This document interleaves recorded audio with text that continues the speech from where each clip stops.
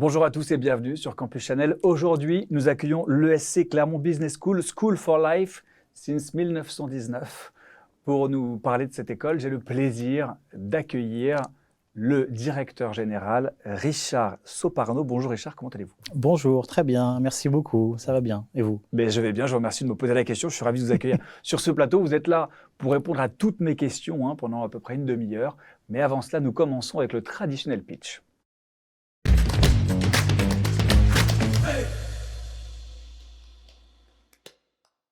Le pitch, Richard, donc c'est 60 secondes, voilà, à peu près, pour nous présenter dans les grandes lignes l'ESC Clermont Business School. Est-ce que vous êtes prêts? Prêt. Eh bien, je vous écoute. Alors, l'ESC Clermont Business School est une école de management qui a été fondée en 1919 et qui, comme le signifie sa date de création, entame son second centenaire, ce qui montre l'expérience de l'école en matière d'enseignement supérieur. Aujourd'hui, l'école, c'est, on va dire, 4 grandes familles de programmes. Une première famille composée de 2 programmes bachelor, un bachelor communication digitale et e-business, un bachelor en management international, un master grande école, 7 Master of Science et puis un ensemble de programmes dans le domaine de la formation continue.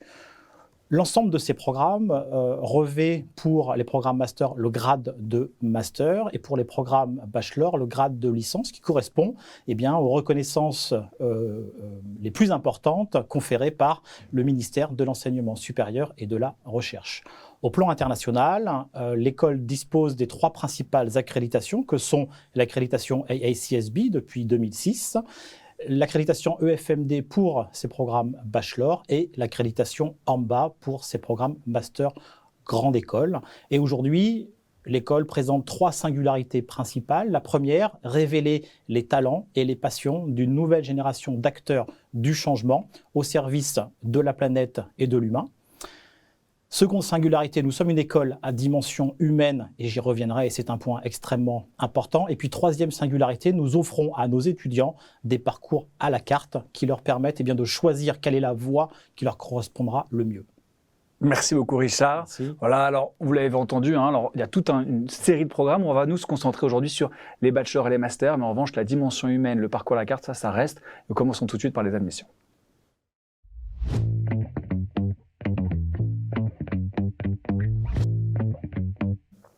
Hashtag make sense. De quel sens est-ce que vous parlez, Richard?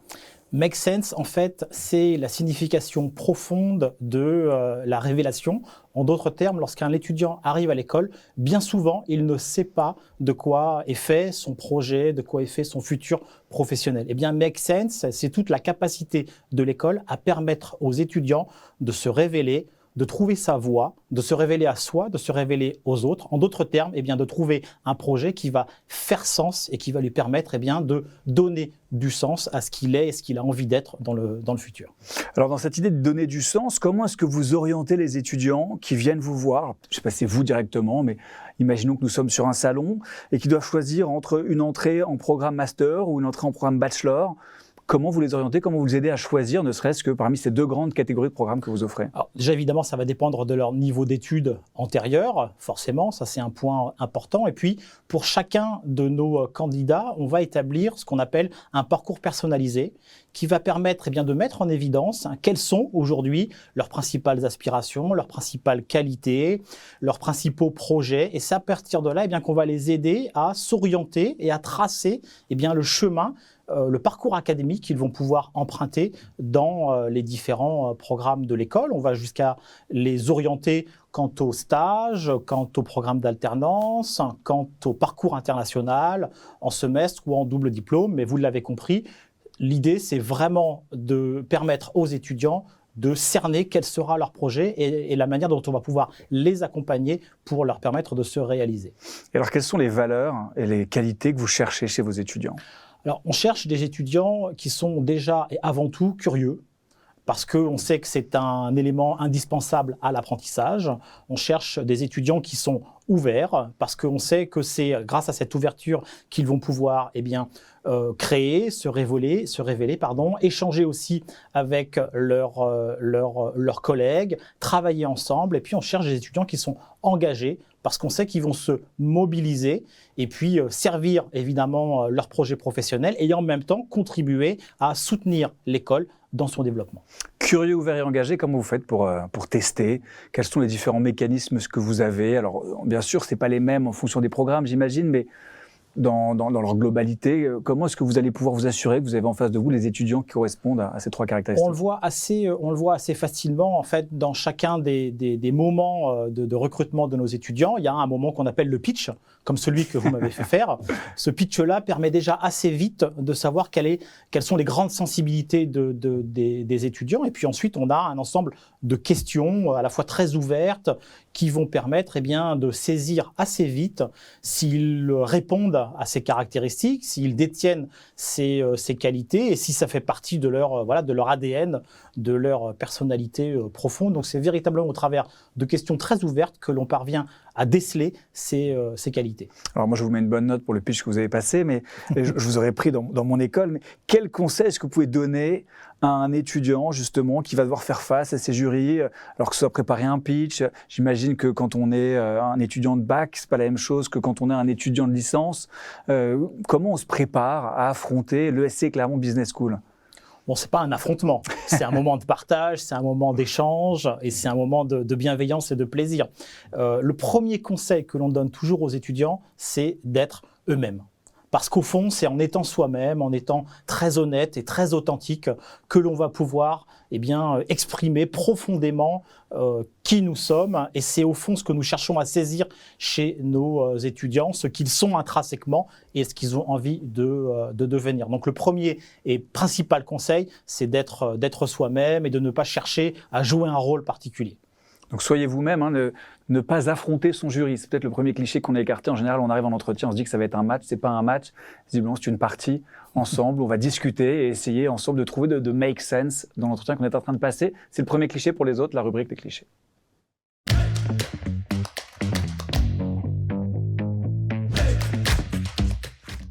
Les clichés, Richard, vous l'avez compris, c'est un petit peu ces idées préconçues, toutes faites qu'on pourrait avoir. Quelles sont ces idées qui découlent de ESC Clermont Business School, Master, Bachelor? Je vous écoute. Le premier cliché, c'est souvent Clermont est une ville peu attractive. À ce cliché, en fait, je réponds par quelques chiffres clés. Aujourd'hui, Clermont est une ville d'un peu plus de 400 000 habitants, avec une proportion d'étudiants d'un peu plus de 12%. Ça veut dire qu'on a 45 000 étudiants à Clermont-Ferrand. C'est aussi une ville qui a été classée 13e sur 45 parmi les villes étudiantes les plus agréables, ce qui n'est pas à négliger. Et puis, c'est une ville qui offre aussi une qualité de vie exceptionnelle parce que vous y avez l'ensemble des attendus que l'on peut avoir d'une ville, un centre-ville très agréable, des activités sportives, culturelles, différents festivals, événements qui sont organisés. Et puis c'est aussi une ville qui a un véritable dynamisme économique, en particulier grâce à la présence d'une entreprise du CAC 40 qui a son siège à Clermont-Ferrand. Vous vous en doutez, c'est un atout important. Et vous avez souvent des étudiants qui viennent vous voir en vous disant, alors comme ça, Clermont, c'est trop petit. C'est vraiment une question qu'on vous pose? C'est pas nécessairement une question qu'on me pose, mais c'est souvent un cliché que l'on peut avoir à l'esprit, en tête, en se disant Clermont par rapport à d'autres villes. C'est loin de Paris, donc. Voilà, c'est loin de Paris, donc. Et en réalité, c'est très, très différent de l'image, du cliché que l'on pourrait avoir. Alors, vous m'avez dit le premier, donc il y en a un deuxième, j'imagine. Exactement. Le deuxième cliché, ESC Clermont, une petite école qui offre de faibles opportunités ou des opportunités réduites. Là, c'est pareil. Laissez-moi vous donner quelques chiffres importants et peut-être quelques exemples. Clermont, c'est une école à taille humaine. Et donc, une école à dimension humaine, c'est une école qui va proposer à ses étudiants des relations de proximité qui vont permettre aux étudiants de constituer d'emblée leur capital social parce qu'ils vont pouvoir interagir avec différentes parties prenantes, les professeurs, les professionnels, les partenaires universitaires, les entreprises. Et tout ça, évidemment, c'est un élément extrêmement important. C'est une école qui va aussi accompagner les étudiants dans le cadre de leur parcours professionnel. C'est aussi un peu plus de 600 entreprises partenaires réparties sur le territoire régional, national et international. Et puis, c'est plus de 100 partenaires internationaux, ce qui nous permet de dire qu'aujourd'hui, il n'y a aucun étudiant qui ne se voit pas proposer quelque chose qui correspond à ces aspirations. Et puis on a de beaux exemples de parcours parmi nos diplômés. Alors je pense en particulier à Sandrine Grolier, qui est une de nos diplômées de la fin des années 90,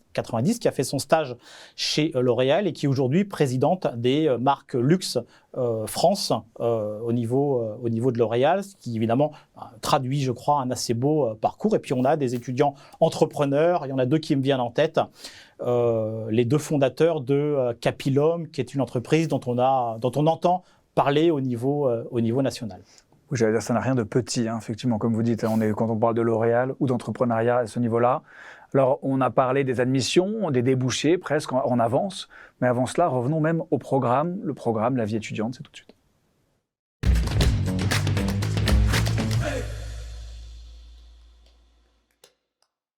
Richard, vous avez insisté dans le pitch sur les valeurs, sur cette dimension humaine qui sont chères à l'ESC Clermont Business School.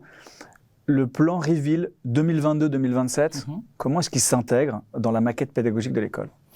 Le plan Reveal, en fait, met un accent extrêmement fort sur l'engagement écologique, sociétal et social de l'école. La dimension, c'est que face aux enjeux qui sont ceux de notre monde aujourd'hui, notre école doit évidemment jouer son rôle et faire en sorte que les étudiants puissent se mobiliser dès leur entrée à l'école pour servir et faire face à ces différents engagements. Et ça se traduit évidemment à la fois en termes de parcours pédagogique, en termes de spécialisation, mais ça se traduit aussi dans les enseignements, dans n'importe quel enseignement. Il y a une dimension RSE qui est immédiatement embarquée. Et aujourd'hui, on avance le fait que 20% de chaque enseignement dans l'école comporte une dimension écologique, sociale ou sociétale. Vous avez partiellement répondu à cette question à travers les clichés. C'est vrai que Clermont-Ferrand, on pourrait se dire, est-ce que c'est assez international pour nourrir des ambitions internationales ? Ça, c'est vrai. Mais alors, comment ça se traduit l'international à l'ESC Clermont Business School? Ça fait partie de votre ADN en plus, il me semble. C'est un élément, vous avez raison de le mentionner, extrêmement important. L'international va se traduire à la fois en termes de langue d'enseignement, puisque dans les différents programmes, les étudiants peuvent suivre des tracks soit en full English, soit en mixte, c'est-à-dire avec un anglais progressif. Ça se traduit aussi au travers de différents événements pédagogiques. Alors je pense en particulier au fall semester que nous organisons pour nos étudiants et qui vont partir 2 mois c'est un peu plus long, c'est pas pareil, à l'étranger pour pouvoir travailler et suivre un parcours académique en particulier, et ils vont à la Nova Business School, une école multi-accréditée. Je pense aussi à la Digital Dublin Week qui permet aux étudiants d'aller à la rencontre des grands acteurs du digital à Dublin, ce qui constitue évidemment pour nos étudiants une expérience intéressante. Et puis évidemment, et ça c'est peut-être le point le plus déterminant, les étudiants vont pouvoir à chaque année de leur parcours faire un semestre ou un double diplôme chez nos universités partenaires. Ça vous le dit, donc c'est à chaque année de leur parcours. Donc c'est ce qu'on revient sur cette possibilité de personnaliser son parcours. C'est une possibilité, entrée, plat et dessert d'une certaine manière. Est-ce que ça ne met pas trop de pression sur les épaules de vos étudiants de devoir faire des choix déterminants? Ou une autre manière de formuler ma question serait de dire comment vous les accompagnez dans ces choix et être sûr justement qu'ils ne vont pas prendre une mauvaise direction ou qu'ils peuvent potentiellement revenir sur ce mauvais choix si c'est un mauvais choix. Alors, il n'y a jamais de mauvais choix. Il y a des choix en fait qui constituent des moments d'apprentissage. Donc tout choix est un moment qui va permettre à un étudiant de faire son expérience, de savoir si le choix qu'il a fait a été vertueux. En d'autres termes, ça a permis de servir son projet et de préciser son parcours. Mais si ce choix n'a pas été fructueux, dans tous les cas, ça lui permet également de prendre conscience du fait que son chemin est peut-être ailleurs. Vous avez évoqué, et j'ai évoqué assez abondamment l'aspect humain et la dimension de proximité, et c'est grâce à ça, c'est grâce à cet actif-là que nous pouvons avoir des moments d'échange avec nos étudiants au travers de différents services à l'école. Je pense au service des relations internationales, je pense au service du Career Lab, les aider à choisir le bon chemin, celui qui va leur permettre de se réaliser. On n'a pas encore tellement parlé de la pédagogie mise en place. Le Learning Management System, LMS, Graph Lab, Learning Lab, de quoi il s'agit ? En fait, ce sont des dispositifs qui sont embarqués dans nos parcours pédagogiques. Je vais juste prendre le cas du Graph Lab. C'est un studio, un peu comme celui que vous avez ici, mais plus modeste. Un studio vidéo, un studio photo, dans lequel vont pouvoir travailler nos étudiants pour pouvoir élaborer un prototype, une plaquette, une vidéo, et ils vont apprendre au fond dans le cadre d'un dispositif qu'on pourrait qualifier de learning by doing. En d'autres termes, ce sont des projets qui permettent aux étudiants de s'engager dans leur propre apprentissage grâce à une pédagogie très immersive ou très expérientielle, pourrait-on dire. Puis une dernière dimension qu'on n'a pas encore évoquée dans le programme et vie étudiante, c'est la vie étudiante. Est-ce qu'elle est séparée entre les bachelors et les masters? Vous nous avez parlé vraiment de toute une série de formations que vous proposez. Ou est-ce que tout le monde peut participer à une seule et même vie étudiante au sein de l'ESC Clermont Business School? Alors, il y a une seule et même vie étudiante à l'école. Ça, c'est un point extrêmement important sur lequel on insiste beaucoup et on souhaite même que cette diversité au sein de la vie étudiante et de la vie associative puisse exister parce que on sait aussi que c'est cette diversité qui va faire naître de l'apprentissage et de la richesse dans les parcours des étudiants. Et cette vie étudiante, elle se traduit de différentes manières. Alors, il y a à l'école une quinzaine d'associations étudiantes qui vont permettre à nos étudiants de participer à différents, vraiment des projets de d'une très grande diversité dans le domaine économique, dans le domaine du rayonnement de l'école, dans le domaine culturel. On a une association autour de l'e-sport. Enfin voilà, il y a vraiment de la culture, du vin. On a vraiment une palette de possibilités pour que nos étudiants puissent s'épanouir au-delà de la salle de classe. Il me semble que c'est Napoléon qui disait qu'un schéma, un croquis valait mieux qu'un long discours. Et c'est ce que je vous propose à travers le Qui suis-je.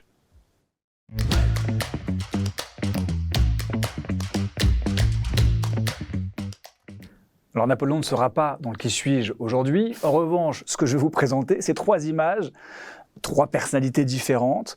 Et puis vous allez devoir me dire laquelle, selon vous, correspond le mieux, incarne le mieux les valeurs de l'ESC Clermont Business School. Et je vous dirai après pourquoi je les ai choisies. Elles vont apparaître sur notre droite.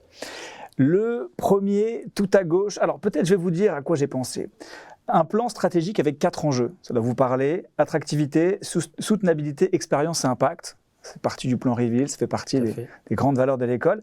Et voilà comment ce plan Reveal, d'une certaine manière, se traduit en images. Alors, la soutenabilité, c'est le Capitaine Planète, qui va et l'impact d'ailleurs.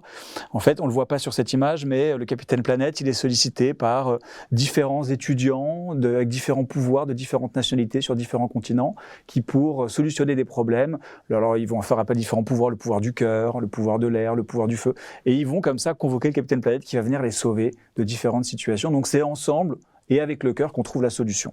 Pour la soutenabilité, tout à gauche, vous avez Thor, T-H-O-R, bien sûr, c'est pas vous qui avez tort, on est d'accord. Eh bien, vous savez, on parle d'attractivité, lui, il attire son marteau, c'est des super jeux de mots chez Campus Chanel, hein. Il attire son marteau, il y a une dimension internationale aussi, c'est quand même un super-héros super connu.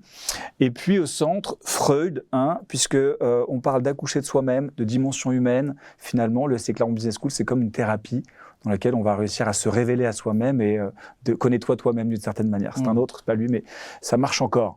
Voilà pour moi le plan Reveal en image. C'est mon explication, mais peut-être que vous avez la vôtre. Donc ce que vous devez faire, si jamais vous acceptez, c'est un personnage et me dire pourquoi ce personnage-là pourrait être représentatif des valeurs ou autre chose de l'ESC Clermont Business School. Je vais choisir Thor. Allons-y. Alors, je choisis Thor parce que il incarne une certaine force, il incarne évidemment aussi une dimension internationale et en même temps il vient d'une planète. Donc il est ancré dans sa ville, dans son territoire, comme l'est l'ESC Clermont. L'ESC Clermont est une école qui est enraciné dans sa ville, ça c'est un point important auquel on attache nous beaucoup d'importance, mais en même temps on se projette aussi au niveau international, de la même manière que Thor va se projeter pour faire face aux différents dangers de ce monde. Les dangers de ce monde, on les connaît tous, hein, on en entend parler régulièrement. Notre école les affronte au travers de la vision et de l'engagement qu'elle souhaite faire en sorte que ses étudiants aient. Les engagements sociaux, les engagements sociétaux et les engagements écologiques. Thor fait face à des menaces beaucoup plus significatives pour l'avenir du monde, mais voilà le parallèle que je pourrais faire. Je pourrais dire que dans une certaine mesure, l'arme principale de Thor, c'est son marteau qu'elle lance et qui revient. Et bien nous, notre arme principale, ce sont nos étudiants, ceux qui vont aider à aider l'école, qui vont lui permettre de se développer, qui vont lui permettre de rayonner. Et nos étudiants deviennent nos diplômés. Et on retrouve cette dimension d'école à taille humaine, cette dimension donc, qui reviennent à nous, comme le marteau de Thor revient à lui, nos étudiants reviennent à nous parce qu'ils participent toujours à la vie de l'école. Et on a aujourd'hui beaucoup de nos diplômés qui reviennent à l'école pour pouvoir contribuer à soutenir la dimension humaine de notre école. Merci Richard pour cette explication. Voilà, donc le marteau de Thor, les étudiants qui lancent et qui reviennent, c'est très clair. Maintenant, une fois qu'on est diplômé, alors avant de revenir, bien sûr, il faut s'élancer à travers les débouchés.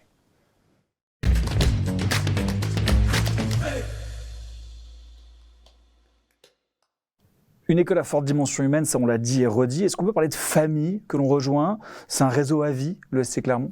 Oui, on peut utiliser en effet ce terme-là. C'est un réseau à vie, c'est une communauté.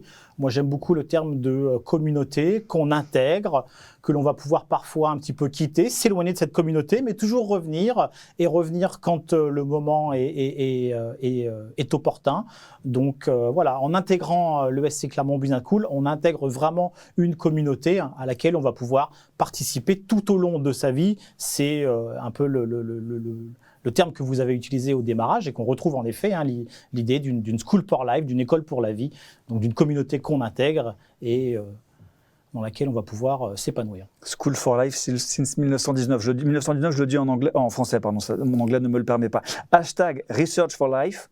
Est-ce que certains de vos étudiants poursuivent dans la recherche? Alors c'est assez rare, on a quelques étudiants en effet qui peuvent poursuivre dans la recherche. J'ai en tête une étudiante qui avait fait un parcours assez remarquable parce qu'elle avait fait un bac pro, pour être tout à fait honnête. Elle a ensuite poursuivi, elle a fait le bachelor et puis elle a fait le master et elle a fait ensuite une thèse de doctorat. Et voilà, c'est un parcours assez exceptionnel, mais en tout cas, nos étudiants font de la recherche. Ça, c'est un point important dans le cadre à la fois au niveau du bachelor, mais également au niveau du master et des Master of Science, puisqu'ils doivent tous apprendre par la recherche, acquérir un certain nombre de compétences fondamentales liées à l'activité de recherche et ainsi finalement maximiser leur qualité rédactionnelle, d'analyse, de synthèse. C'est ce que vous entendiez par hashtag Research for Life, c'est cette idée de on est en perpétuelle recherche de soi, recherche de compétences, recherche de qualité. Oui, c'est ce que ça vous... D'accord. Il y a cette dimension-là en effet qui entre en jeu. Et est-ce que vous offrez la possibilité, vous l'avez dit, mais du coup, en parlons-en, de suivre certaines formations en alternance? Alors oui, en fait, l'alternance est aujourd'hui un axe évidemment extrêmement important de l'école. Ce que je voudrais dire, c'est que c'est devenu un parcours d'excellence, puisqu'il faut être assez solide en réalité pour pouvoir concilier à la fois une vie académique très exigeante et en même temps forcément une vie professionnelle qui va être aussi exigeante de la même manière pour pouvoir alterner, comme le dit le terme, des périodes en entreprise et des périodes d'apprentissage à l'école. Et en effet, aujourd'hui, nos 2 programmes bachelor proposent l'alternance en dernière année. Notre master grande école propose l'alternance, soit simplement en M2, donc alternance en 12 mois, ou en M1 et en M2, donc alternance en 24 mois. Et toutes nos spécialisations sont accessibles par la voie de l'alternance. Vous parlez de vie professionnelle, Career Lab pour ceux qui veulent travailler en entreprise, Square Lab pour vos entrepreneurs. Exact. Alors moi, je sais de quoi je parle, mais du coup, de quoi parlons-nous ? Alors, Career Lab, c'est le dispositif qui va permettre aux étudiants de faire ce qu'on appelle, on va déceler en eux leurs qualités, leur potentiel, et on va faire un peu ce qu'on appelle du matching. En d'autres termes, on va mettre en relation des étudiants qui ont des qualités et des aspirations avec des entreprises qui ont des besoins et qui sont en recherche de certains profils. Et donc, on va pouvoir faire matcher des profils et des besoins exprimés par des entreprises pour pouvoir faire en sorte qu'on maximise les chances de succès dans le cadre du parcours en alternance, à savoir trouver l'entreprise évidemment, et puis ensuite s'y épanouir, s'y développer, acquérir les compétences qui vont permettre de devenir un bon professionnel et bien souvent d'ailleurs être recruté par cette même entreprise. Square Lab, c'est le dispositif qui va permettre aux étudiants de s'accomplir dans le domaine de l'entrepreneuriat ou de l'intrapreneuriat. Je précise que le Square Lab de l'ESC Clermont Business School est un incubateur ouvert. En d'autres termes, nous accueillons des entrepreneurs de l'extérieur et des entrepreneurs de l'école qui suivent la spécialisation parcours start-up. Et c'est encore une fois cette mixité, cette diversité qui va permettre de créer beaucoup d'opportunités et beaucoup de richesses. Alors maintenant que c'est beaucoup plus clair pour nous, Richard, en tant que directeur, quel a été le plus gros défi que vous avez dû relever pour le moment ? Alors, il y a beaucoup de défis quand on est directeur. Le premier grand défi qui a été le mien, ça a été celui de définir la feuille de route de l'école, le plan stratégique Reveal, avec les 4 enjeux que vous avez rappelés, et de faire en sorte que l'ensemble des membres de la communauté adhèrent à ce plan stratégique, à cette feuille de route Reveal. Et puis une dernière question avant de passer au temps additionnel. Quelle est la dimension de votre métier que vous préférez ? La dimension qui est la plus agréable, c'est la dimension de contact avec les étudiants. Parce que même si ce n'est pas le cœur de mon métier, c'est un aspect vraiment fondamental. J'ai toujours beaucoup de plaisir à aller au contact des étudiants, aller au contact des candidats, parce que c'est là qu'on a le sens profond, la reconnaissance immédiate de ce qu'on fait au quotidien. On avait il y a quelques semaines la remise des diplômes. C'est toujours un moment de partage exceptionnel parce que c'est le moment privilégié où vous allez au contact des étudiants, de leur famille, et c'est un moment d'immense plaisir. Donc pendant les journées d'admissibilité, je vais vous croiser dans les couloirs ? Exactement. Je fais souvent le speech d'accueil. Je suis avec les étudiants de ce qu'on appelle chez nous Go2See, ceux qui participent à l'accueil admissible. Et voilà, vous allez me croiser. Parfait, donc vous l'avez compris, si vous voulez croiser Richard dans les couloirs, n'hésitez pas à aller le voir. Il est disponible, Dimension Humaine, n'oubliez pas, et tout de suite le temps additionnel.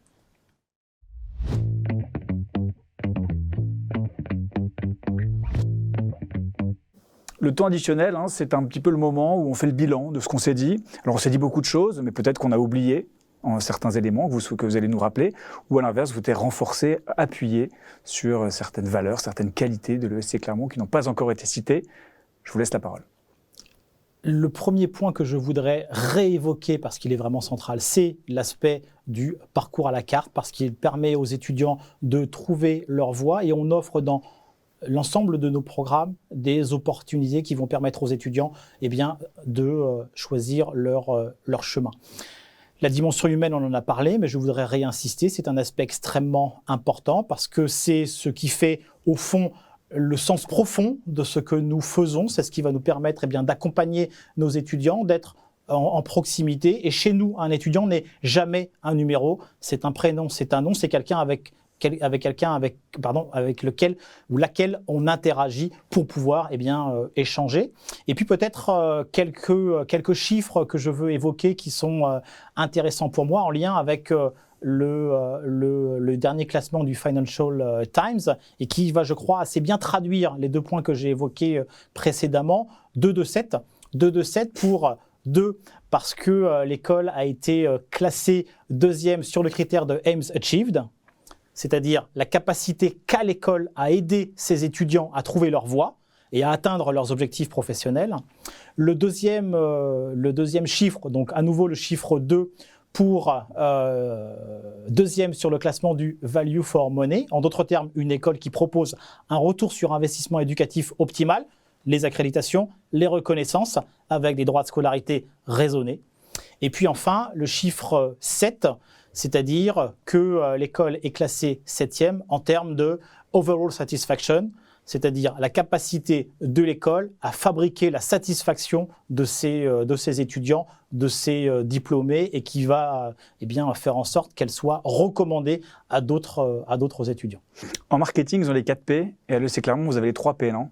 Ou les 4 P aussi? On a les 3 P, alors c'est les 3 P qui correspondent en fait à un point important qui est la traduction un peu de notre engagement social écologique, c'est que dans certaines épreuves, il y a des questions qui sont posées sur People, Profit, Planet, où on essaye de voir comment les étudiants se positionnent par rapport à ces aspects-là.